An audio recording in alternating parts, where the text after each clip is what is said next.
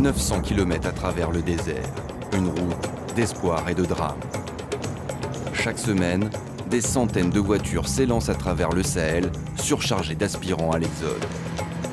Agadez, le désert, la Libye, puis l'Europe, pour les plus chanceux, ceux qui auront survécu à ce voyage de tous les dangers.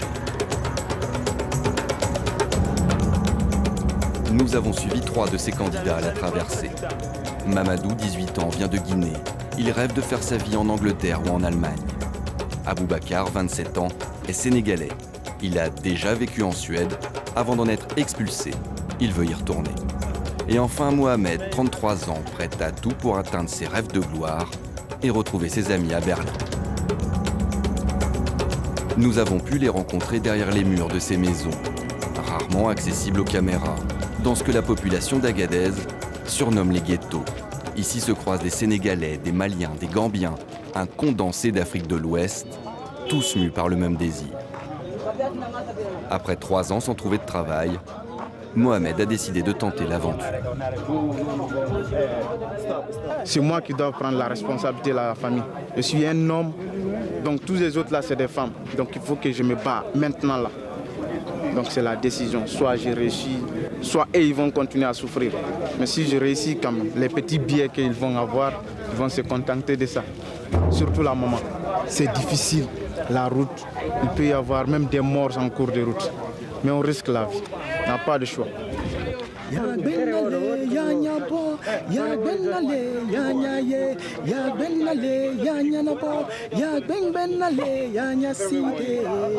Dans ce chant en malinké, Mohamed évoque tous ceux qui, du président au plus pauvre, courent après la richesse. Lui, en Europe, il le sait déjà, il sera chanteur ou footballeur. Il faut s'épanouir, il faut aller à l'Occident, se faire voir dans le monde, être une star, tout ça là, tu vois. C'est pourquoi. Des rêves, des illusions que partagent tous ces jeunes. Ici, à Agadez, l'ancien carrefour des caravanes et des civilisations, devenu la nouvelle plaque tournante de tous les trafics.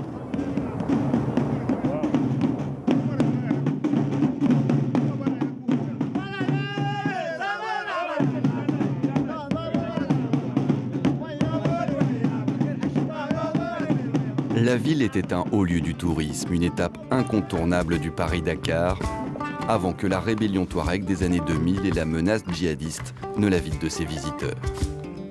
Pourtant, depuis 3 ans, l'argent circule de nouveau. La ville grandit de manière exponentielle, mais les hôtels restent vides. Tous ne profitent pas de ce regain d'activité. Il n'y a pas de touristes, parce qu'il y en a beaucoup qui ont peur de venir, mais Agadez, c'est rien. Maintenant, il y a des clandestins qui rentrent à Libye, mais pour nous, on ne gagne rien avec eux. Le commerce des migrants est devenu, et de loin, la principale économie de la ville. Une activité qui ne manque pas de clients. Massés dans les ghettos, ils attendent leur tour pour partir. Aboubacar connaît déjà l'Europe. Il veut retourner en Suède par cette route, malgré les dangers.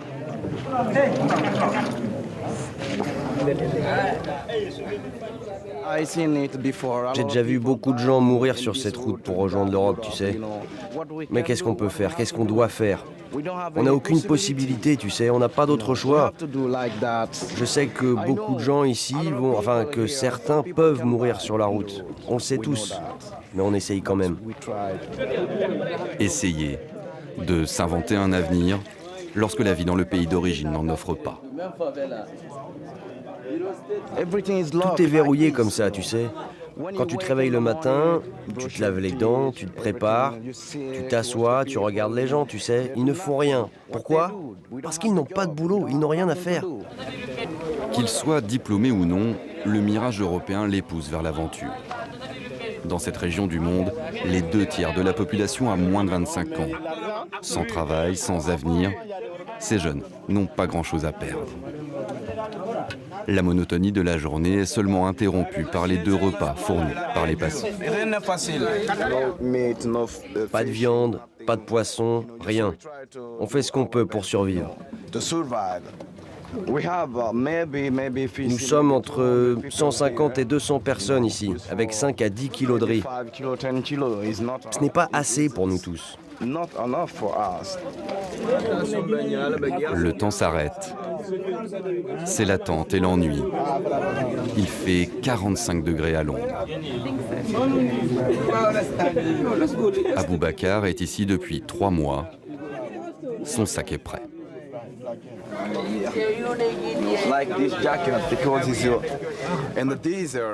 Dans le désert, il fait froid parfois la nuit. Donc il te faut une veste quand tu roules de nuit vers la Libye.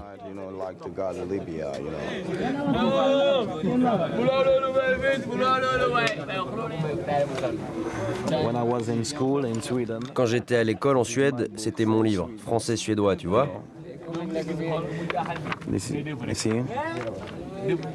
Ça vous manque? Ouais, beaucoup. Je veux retourner à l'école. Mais qu'est-ce qui vous manque?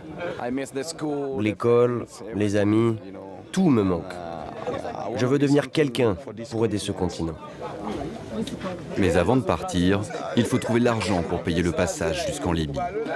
La plupart ont déjà dépensé beaucoup pour arriver jusqu'à Agadez quand ils ne se sont pas fait voler leurs économies sur la route. Alors, tous guettent leur téléphone et l'annonce d'un transfert d'argent par leur famille. Je t'entends pas, je t'entends pas.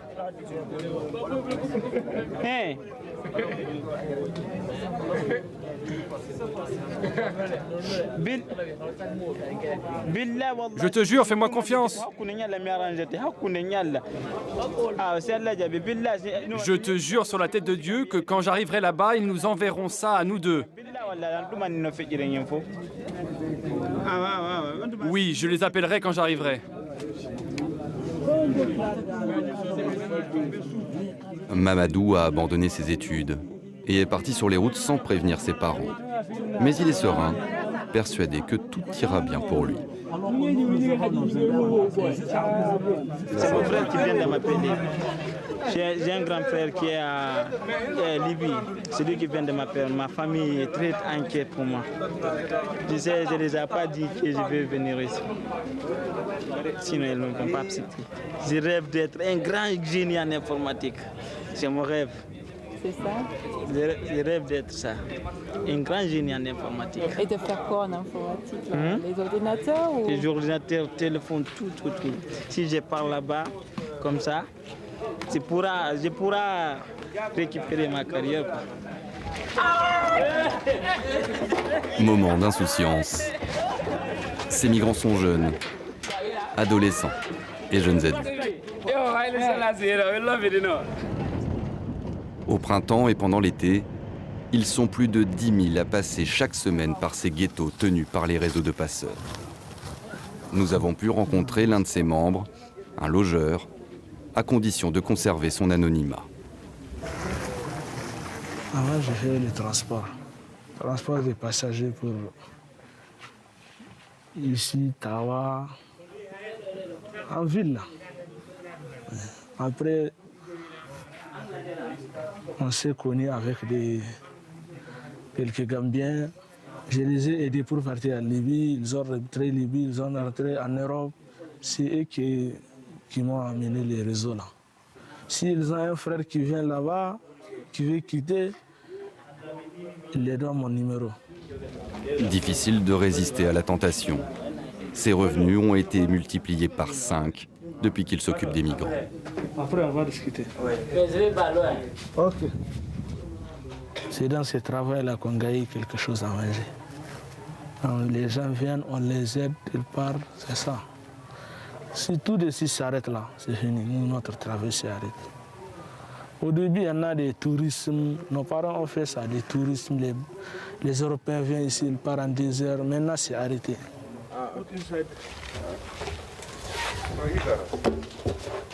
Son travail consiste à accueillir et à approvisionner ces migrants.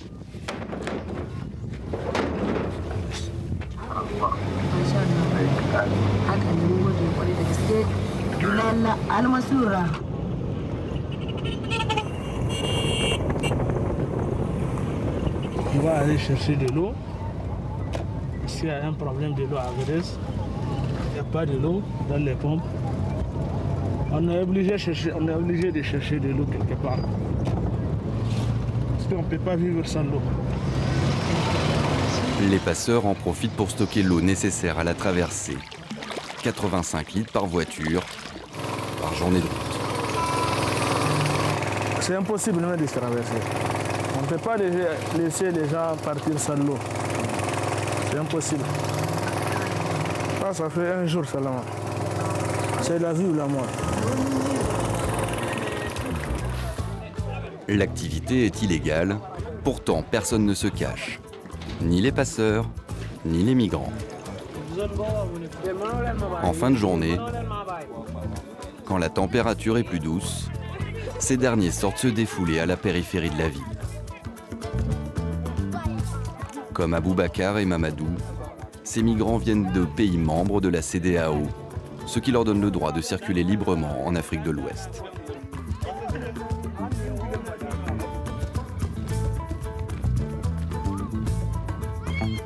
Les autorités nigériennes n'ignorent rien de ce trafic, mais n'entendent pas y mettre un terme.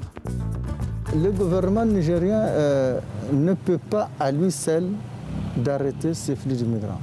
Ce n'est pas possible. La portion de la population nigérienne qui est dans ce trafic d'immigration, la plupart c'est des jeunes. Et ces jeunes-là, on n'a pas de travail à leur donner. On est devant un dilemme. Nous disons que si cette jeunesse n'est pas occupée, elle va nous créer d'autres problèmes. Elle va aller dans la déstabilisation du pays. C'est pour ça que nous disons quelque part, l'immigration les occupe en attendant. Nous savons que ce n'est pas une solution pérenne. Personne ne veut ni ne sait vraiment comment stopper ou même freiner ce flot de migrants. L'un des rares organismes internationaux présents sur place, l'Organisation internationale de la migration, l'OIM, tente de parer au plus urgent. Accueil de migrants dans ce centre et aide pour ceux qui décident de rentrer.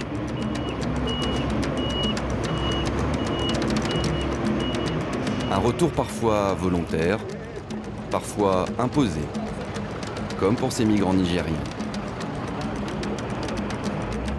Ils sont plus de 500 personnes entassées à l'arrière de ces camions, surtout des femmes et des enfants. Ils ont été expulsés d'Algérie dans le cadre d'un accord bilatéral.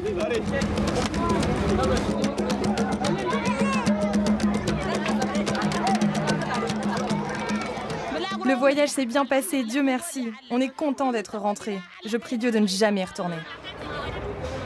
La plupart sont épuisés après une semaine de voyage à travers le désert. Il faut rapidement s'occuper des plus faibles. Cet enfant n'a connu que la remorque d'un camion. Il est né il y a seulement 12 jours.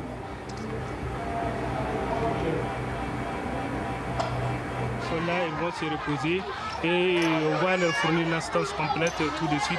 Et après, on va profiter pour commencer de faire l'enregistrement. Cela va nous permettre, voyez-vous, de quantifier le nombre de migrants que nous avions assistés depuis ce temps. Depuis 2011 et la chute de Mouammar Kadhafi, les frontières libyennes sont ouvertes pour les candidats à l'exil, mais le chaos y règne. À ce moment, il n'y a pas un gouvernement légitime, fiable, qui peut garantir la sécurité de tous ceux qui sont au niveau de la Libye. Et du coup aussi, il y a certaines personnes qui utilisent ces migrants dans des cachots qu'on appelle communément des crédits, des cachots de crédit, qui prennent les migrants et les amènent à ce niveau en échangeant de l'argent avec leur famille. Un racket organisé, un voyage dans l'enfer libyen pour Alpha. Vraiment, dans les prisons, c'est invivable. Parce qu'ils maltraitent, disons, la peau noire. Tout ce qui se passe là-bas, c'est de la merde. Ils frappent, ils font tout, pas de nourriture. Ils vous traitent n'importe comment. Donc, ils font tout sur vous, vraiment, tout. Vous ne pouvez rien faire, il faut payer l'argent pour sortir de là. Si tu ne payes pas, tu dis on te revend aux bandits. Là, forcément, tu payes dans les bandes de 350 400 000 francs CFA. Et c'est obligatoire. Tu ne payes pas, tu ne sors pas, c'est ça. Sa tentative infructueuse lui laisse un goût amer. Et une dette de 2 000 €. Un cauchemar. C'est impensable même, vraiment. Si c'est le seul chemin pour atteindre l'Europe, moi je n'irai jamais en Europe, jamais. Jamais. La mort dans l'âme, il a décidé de rentrer, grâce à l'aide de l'OIM. Parmi les migrants, quelques femmes. Elles sont moins nombreuses à tenter de rejoindre l'Europe. Rosemary y a cru, mais comme beaucoup, elle est tombée entre les mains d'un réseau de prostitution. C'était l'enfer. Des hommes sont venus au Nigeria et racontaient aux filles qu'il y avait du travail en Libye. Qu'ils nous aideraient à l'obtenir, mais c'était faux. En fait, il n'y avait que de la prostitution. J'ai vu des filles de 10 ans, 11 ans être prostituées. Ce n'est pas bien.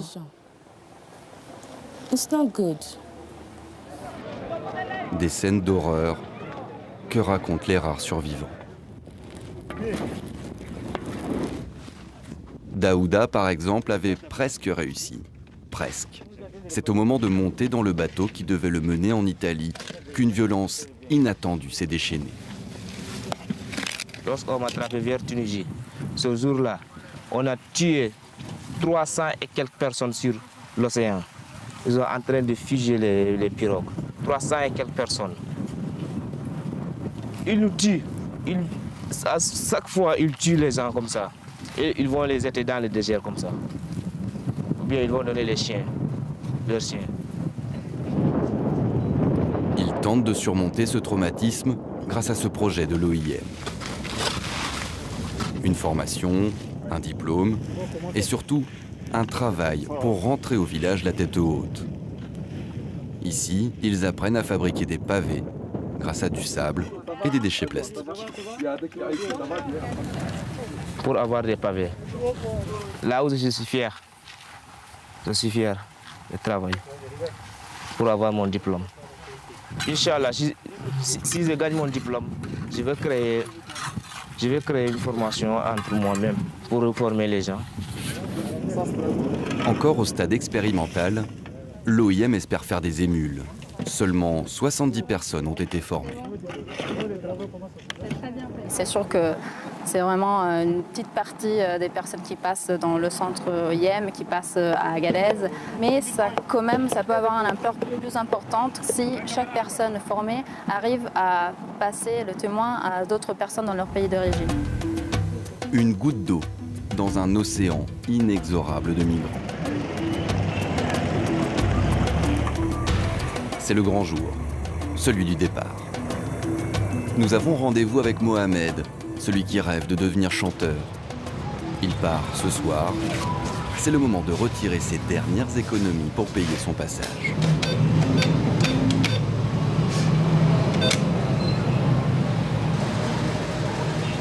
Le compte est bon. 60 000 francs CFA, soit 90 €. Oui, je suis content. Je vais aller payer, ils vont m'inscrire sur la liste. Je vais être préparé maintenant pour le soir, l'embarquement. Et ça te fait quoi? Bon, j'ai un peu peur, mais j'essaie de me concentrer quand même. Oui. C'est ça. Hors de question de faire demi-tour. Mais la route à venir est difficile. Alors Mohamed et son ami retournent rapidement au ghetto se préparer. Dans le chaos des derniers préparatifs, nous perdons Mohamed qui aurait changé de filière au dernier moment. Nous n'aurons plus de nouvelles de lui.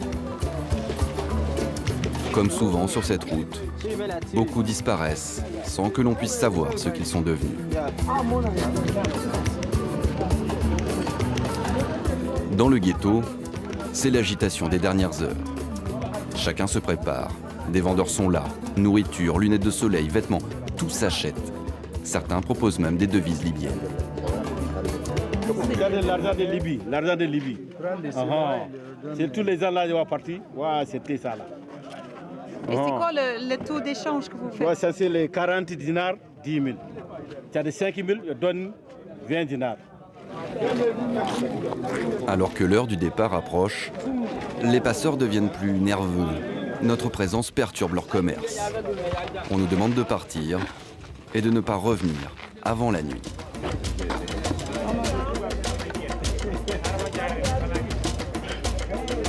Les migrants sont alignés et ont été répartis en groupes par les passeurs. Dans les rangs, l'excitation se mêle à la peur, même si Mamadou refuse de l'admettre. Comme nous sommes nombreux, moi je n'ai pas peur. La route est dure. Mais on se confie à Allah. Tu ne changes pas d'avis? Je ne change pas.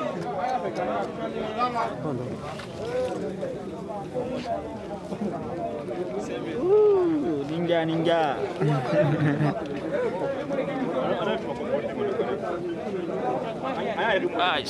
Comme ça. Super. Comme ça, je vais partir jusqu'au bout. Embarqué dans un pick-up, nous le perdons de vue. Une cagoule parmi les cagoules. Selon des migrants toujours présents à Agadez, il aurait réussi à rejoindre son frère en Libye.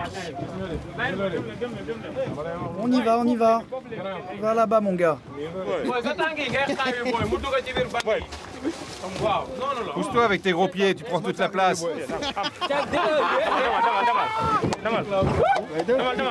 À l'arrière de chaque pick-up, 24 migrants se tassent tant bien que mal. Certains n'ont qu'un simple bout de bois pour se retenir d'une chute mortelle. Ces images, rares, permettent de mesurer l'organisation et l'ampleur de ce trafic. Bonne chance, bonne chance. Merci beaucoup. Bonne chance. Pour ceux qui n'ont pas réussi à réunir l'argent nécessaire, c'est un moment difficile.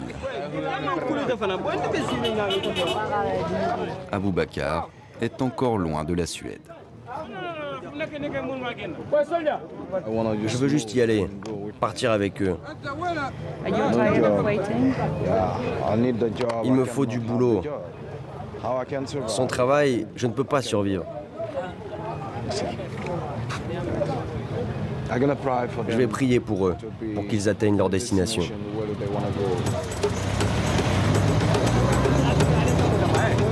Le départ se fait de nuit, afin d'éviter la chaleur, mais aussi les checkpoints tenus par la police qui prélève sa dîme.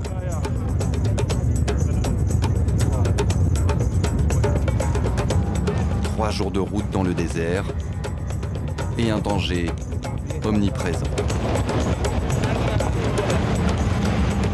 Les passeurs regroupent les voitures pour limiter les risques d'attaque par des groupes armés. Mais une simple crevaison peut aussi être dramatique.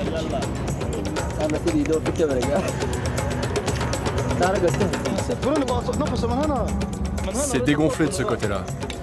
Oui, de ce côté, il y avait une bosse sur la route. Et les freins sentent aussi.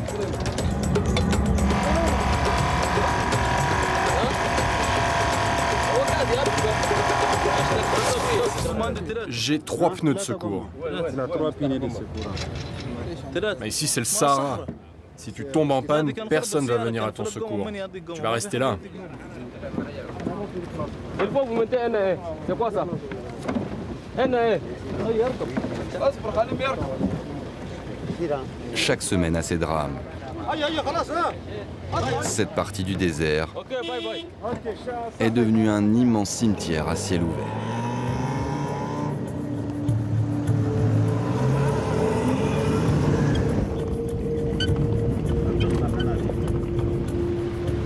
Après 4 heures de route, première pause. En quelques années, ce village s'est mué en aire d'autoroute.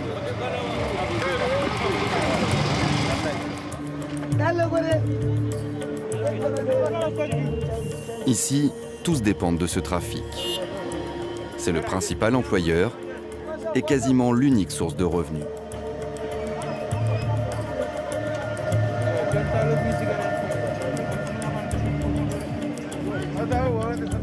Ça, c'est notre travail, on n'en a pas d'autre. On ne peut pas arrêter ça. Il y a énormément de personnes qui passent par le Niger. Et ce chemin, c'est un vaste désert. 3 heures. Il est temps de reprendre la route, plus déterminé que jamais. Je ne me suis pas reposé du tout. Regarde dans quelle situation je suis. Mais bon, je dois le faire. Je dois voir la fin de cette route.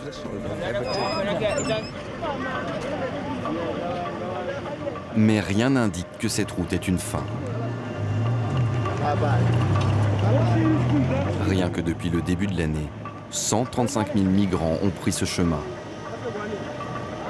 Les pistes d'Agadez sont désormais la principale route en direction de l'Europe.